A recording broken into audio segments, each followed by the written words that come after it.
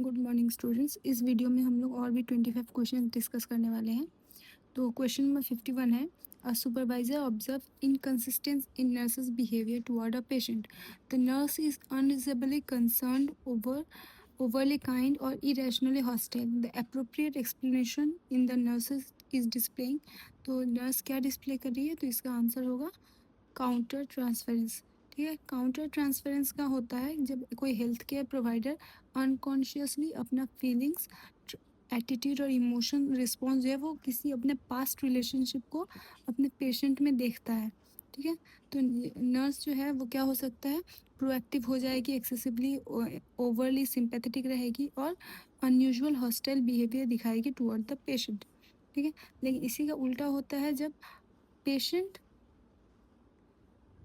अपना feelings transfer करता है अबाउट अपने किसी पास्ट पर्सन, नोन पर्सन को अपने हेल्थ केयर प्रोवाइडर में देखने लगता है, तो वो होता है ट्रांसफरेंस।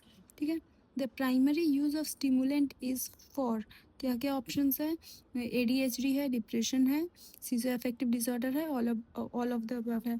तो स्टिमुलेंट का बेसिकली काम क्या है, स्टिमुलेंट जो है वो इंक्रीज करता है डोपामिन और norepinephrine activity in the brain, और इसके कारण क्या होगा, अटेंशन, कंसंट्रेशन और इम्पल्स कंट्रोल जो है वो इम्प्रूव होंगे। इसलिए ये यूज़ किया जाता है ADHD में, attention deficit hyper active disorder में।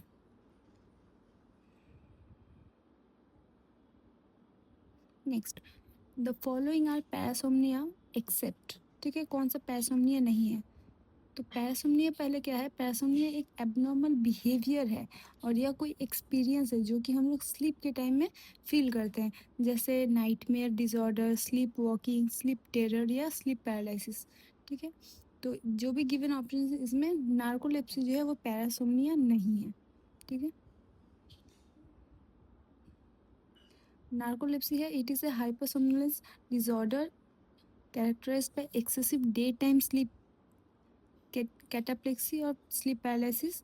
ठीक है, ये बेसिकली दिन में एबनॉर्मली ज़्यादा सोना, वो है narcolepsy.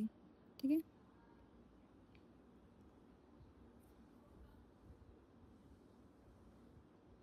Good me, bad me and not me, ये कंपोनेंट्स जो है ये किसने दिया था, तो ये दिया था सुलिवान ने। ठीक है, in psychiatric which therapy is involving a scientific structure of the environment in order to affect behavioral change and improve the psychological health and functioning of the individual। ठीक है, तो क्या क्या है, साइंटिफिक स्ट्रक्चरिंग एनवायरनमेंट होना चाहिए जिसमें individual का effect, behaviour change, psychological health and functioning सब चेंज हो, तो ये होगा मिलू थेरेपी। ठीक है, बिहेवियर थेरेपी बेसिकली बिहेवियर को मॉडिफाई करता है।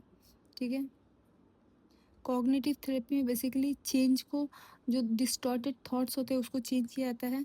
एवर्शन थेरेपी जो है ये भी कोई अनडिजायरेबल बिहेवियर को स्टॉप करने के काम में आता है।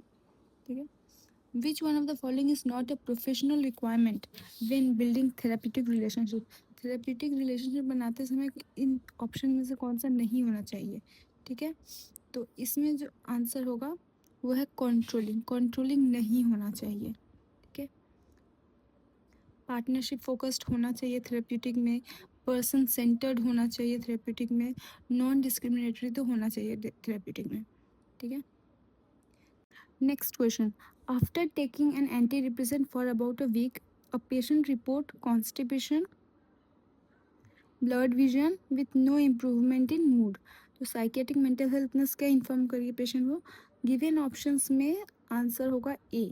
ठीक है, बेसिकली जो मेडिसिन है एंटी डिप्रेसेंट, इसको काम करने में अबाउट 2 to 4 वीक लग जाता है। ठीक है, और उसके बाद ही इसका इफेक्ट होता है, और एंटी डिप्रेसेंट का साइड इफेक्ट में dry mouth, constipation, blurred vision आता है जो कि टाइम के साथ डिक्रीज हो जाता है। Which of the following is a mature defence mechanism, जो भी गिवन ऑप्शन है इसमें से मैच्योर डिफेंस मैकेनिज्म कौन सा है, वो है एंटिसिपेशन। ठीक है, प्रोजेक्टिव को इमेच्योर डिफेंस मैकेनिज्म माना जाता है। अच्छा, रिएक्शन फॉर्मेशन को न्यूरोटिक माना जाता है। डिनाइल को भी इमेच्योर डिफेंस मैकेनिज्म माना जाता है। ठीक है, वही और भी इमेच्योर डिफेंस मैकेनिज्म के ऑप्शंस हैं: anticipation, sublimation, humour, suppression, altruism.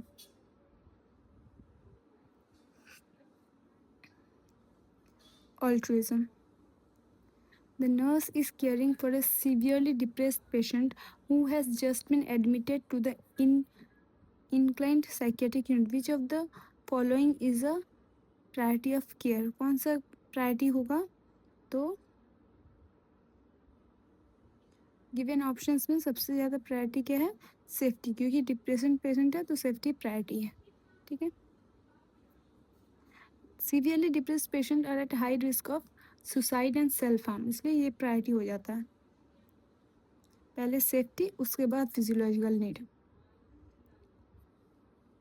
A mild form of bipolar disorder in which a person has mood swing over a period of year that go from mild depression to mild elation is, ये है cyclothymic disorder. ठीक है, cyclothymic disorder is characterized by chronic fluctuation between mild depression symptoms and hypomanic symptoms lasting for at least 2 years। ठीक है, यहाँ पे elation बोला गया है। ठीक है, तो यानी कि ये हाइपो, माइल्ड इलेशन का मतलब हो गया हाइपोमैनिया। ठीक है, the law of effect was coined bye, law of effect किसने दिया था? थॉर्नडिक, एडवर्ड थॉर्नडिक। ठीक है, स्किनर स्किनर ने ऑपरेंट कंडीशनिंग दिया था, पेवलोव ने क्लासिकल कंडीशनिंग दिया था, कोलर ने इनसाइट लर्निंग दिया था और थॉर्नडिक ने लॉ ऑफ इफेक्ट दिया था। ठीक है, after a successful MSc entrance test miss Y felt relaxed, calm, she stopped sweating, felt hungry, which part of her nervous system is active? ठीक है, तो यहाँ पे एक्टिव हो रहा है पैरासिम्पैथेटिक नर्वस सिस्टम, क्योंकि हमें पता है parasympathetic nervous system rest and digest का काम करता है। Subtle behavior and communication style that are used in the work environment and interaction with other are called soft skill। ठीक है, बेसिकली ये एक personal attribute and interpersonal ability है जो इंडिविजुअल इंटरेक्ट करता है किसी और से और कम्युनिकेशन अपना बना पाता है, रैपो बिल्ड कर पाता है। Part of brain that regulate emotion is limbic system. ठीक है, ये emotion, motivation, memory and behaviour को कंट्रोल करता है। Which type of quality assurance provide an opportunity for simultaneous corrective action? ठीक है, कौन सा? कॉन्करेंट क्वालिटी एश्योरेंस, इसमें क्वालिटी एश्योरेंस करने के साथ साथ करेक्शन भी किया जाता है। ठीक है, कॉन्करेंट क्वालिटी एश्योरेंस जो है वो evaluate patient care while it is being provided, जब दिया जा रहा है उसी टाइम वो ये क्वालिटी एश्योरेंस किया जाता है, और उसी के टाइम में क्या कर सकते हैं, कोई एरर और अगर डेफिशिएंसी रहता है तो उसको आइडेंटिफाई करके उसी टाइम में करेक्ट भी किया जाता है। The ethical principle which shows obligation to tell the truth, truth के लिए कौन सा है? Veracity. The communication in which manager interact with the manager, physician and group of people in other department in the organization who are not at the same level in the hierarchy, it is called, given option में ये होगा diagonal communication। ठीक है, Esprit day Corp, इसका मतलब क्या है? इसका मतलब है सेंस ऑफ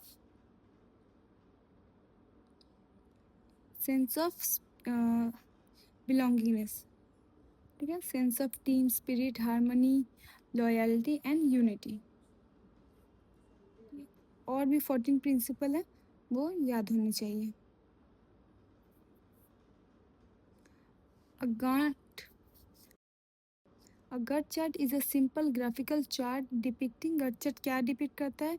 ये बेसिकली लिस्ट ऑफ टास्क और उसके साथ उसका टाइमलाइन भी शो करता है। ठीक है, जो भी एक्टिविटीज़ बेसिकली ये मैनेजमेंट का एक टूल है, एक चार्ट है जिसमें एक्टिविटी, टास्क, उसके साथ कब वो स्टार्ट होगा, कब फिनिश होगा, कितने टाइम में वो टास्क होगा, कैसे कैसे वो टास्क प्रोग्रेस हो रहा है, ये सारे उस चार्ट में प्रेजेंट किया जाता है। अच्छा, burn occur to a patient from hot water bottle, heating pad, inhaler, सीज bath is an act of, ये है नेग्लिजेंस। ठीक है, negligence is the failure to provide a standard of care that are reasonably. Negligence is the failure to provide standard of care that would the nurse provide resulting in harm the patient. जो standard of care maintain करना चाहिए था उसकी जगह अगर patient को harm हो जा रहा है तो ये negligence है। Which of the following medication can cause osteoporosis, ulcer, weight gain and thinning of the skin with long term use? ये है corticosteroid. The nurse is aware of the toxicity of chemotherapeutic agent. Which organ shows acute toxicity if the patient is taking doxorubicin? अगर डॉक्सोरिबिसिन ले रहा है तो patient को क्या toxicity हो सकता है? हार्ट में। ठीक है, पेशेंट एरिथमिया, कार्डियोमायोपैथी और कॉन्जेनिटल हार्ट फेलियर जैसे सिम्टम्स हो सकते हैं। अच्छा, phenotypic monohybrid ratio, correct option is 3:1. The first vascular response to injury is the arterial vasoconstriction. Sickle cell anemia is autosomal hereditary disease.